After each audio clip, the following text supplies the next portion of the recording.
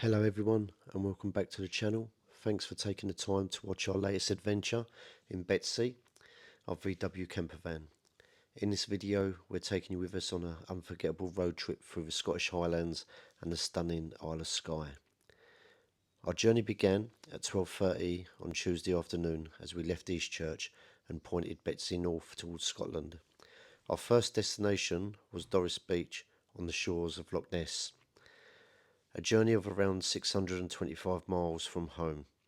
We finally arrived at Doris Beach at 10:30 Wednesday morning with our first glimpse of Scotland at 5 minutes past 3 in the morning. It was a long drive but all part of the adventure. Along the way we made 4 stops to refuel, walk poppy and stretch our legs and grab a bite to eat. Somewhere during the night we even managed to squeeze in about an hour's sleep before continuing the journey up north. Keep us young, yeah, keep us young. And we will sleep by the ocean. Our hearts will move with the tide. After spending around 2 hours at Loch Ness, paddling, taking in the views and just relaxing after that long drive, it was time to get back on the road. Our next stop was Scourie Point. We were hoping to catch a glimpse of the famous dolphins that are often seen in the waters around that point, but we was unlucky. From there we were heading on to Dornoch, which was around 51 miles away, but with the detour to Scourie Point we added roughly another hour onto the journey. And there's a place that I've dreamed of,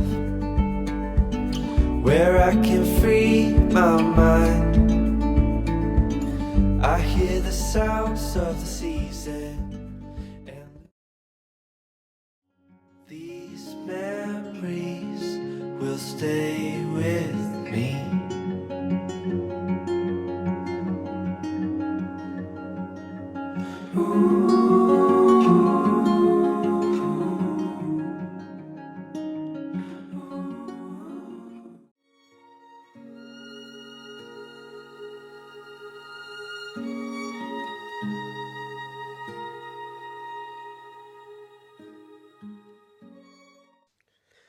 We arrived at Dornoch at around 3 p.m. and soon had Betsy parked up and the pitch all set up.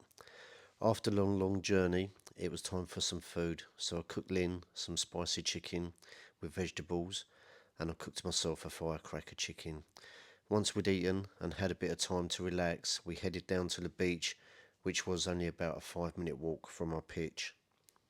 We were hoping to catch a glimpse of the eclipse from the beach, but unfortunately the clouds had other ideas and it was too cloudy in Dornoch to see it. So instead we just made the most of it, enjoying the beach, taking in the surroundings and having a bit of fun with Poppy.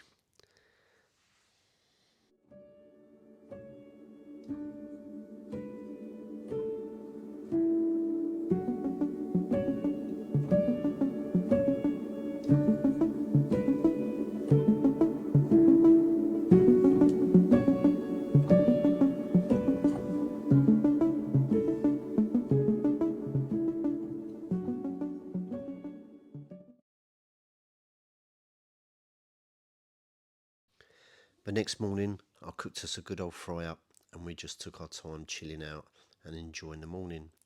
There was no rush, so we slowly packed up Betsy and got everything ready for the next part of the adventure. Before heading off I checked all the tyre pressures and gave the windows a good old clean, after I'd collected quite a fair few bugs. Once we were all sorted we headed off towards Borough Beach. We spent a bit of time there taking in the views and deciding what we were going to do for the rest of the day before eventually making our way towards John O'Groats.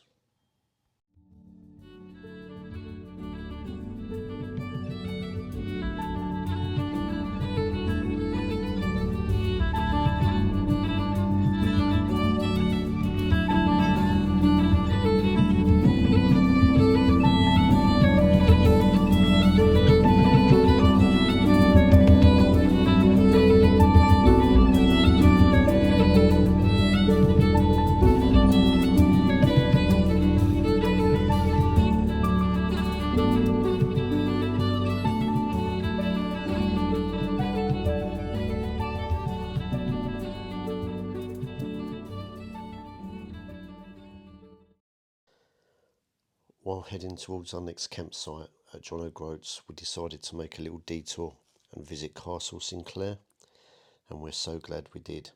The castle was absolutely amazing, with its dramatic setting right on the cliffs overlooking the sea.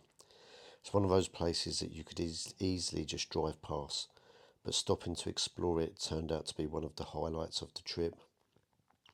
It's amazing how some of the best moments on the road trip are the ones you don't actually plan.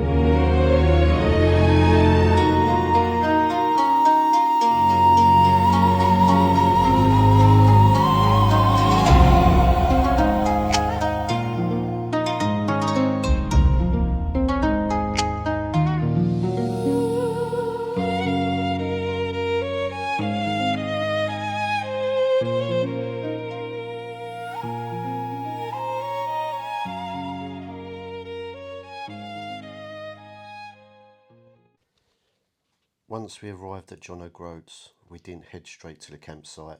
There was no way I was going to miss out on the fish and chips from the little cabin right next to the famous John O'Groats signpost. I went for the haddock and chips, and I have to say, absolutely spot on. The campsite was literally right there, so after finishing off food we checked in, got Betsy parked up, set everything up. Once we were settled, we headed back out to pick up a few souvenirs and have a look around.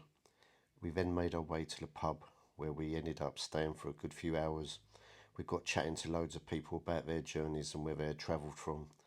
There was also a group of Irish lads who turned out to be absolutely hilarious, and they definitely added to the evening. It was one of those nights where you start off thinking you'll have one drink, a quick chat, and before you know it, a few hours have disappeared.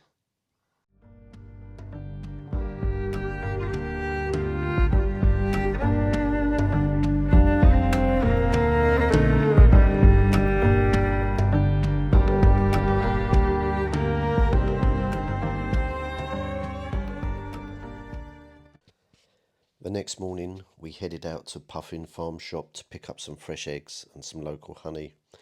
We decided not to visit the Duncansby Stacks and Lighthouse this time, as we'd already done that on the previous trip, so instead we headed over to the Castle of May. Lynn decided to sit back and relax, while I went off to explore the castle and the gardens. This was my second visit, but I have to say I absolutely love it here.